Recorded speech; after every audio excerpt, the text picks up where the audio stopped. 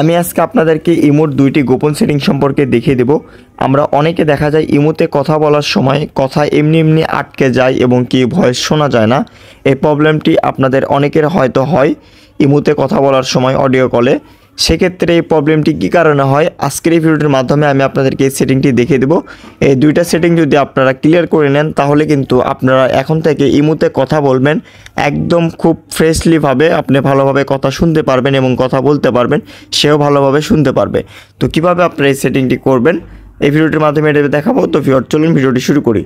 প্রথমে আসবেন imo অ্যাপটিতে। Imo অ্যাপটিতে আসার পর আপনাদের সামনে এরকম আসবে। তারপরে এখানে ইমো প্রোফাইলে ক্লিক করবেন। ইমো প্রোফাইলে ক্লিক করার পর আপনার যে কাজটি করবেন এখান থেকে সেটিংয়ে টাচ করবেন। সেটিংয়ে টাচ করার পর এখান থেকে স্টোরেজ অ্যান্ড ডাটা নামে একটি অপশন পাবেন, এটার উপর টাচ করবেন। এটার উপর টাচ করার পর আপনাদের সামনে এরকম চলে আসবে। তারপরে এখান থেকে লো ডাটা, এটার উপর জাস্ট ক্লিক করে জাস্ট এই বাটনটি আপনারা অফ করে দিবেন। এটার অফ করার ফলে হয় কি, আপনাদের যদি ইমোতে এমবিতে কথা বলেন সেক্ষেত্রে দেখা যায় এমবি বেশি পরিমাণ খাইলে সেক্ষেত্রে আপনারা এটা অন করে দেন। তো এটা আপনারা যদি মানে ফ্রেশলিভাবে কথা বলতে চান সেক্ষেত্রে আপনাদের এটা অফ করে দিতে হবে।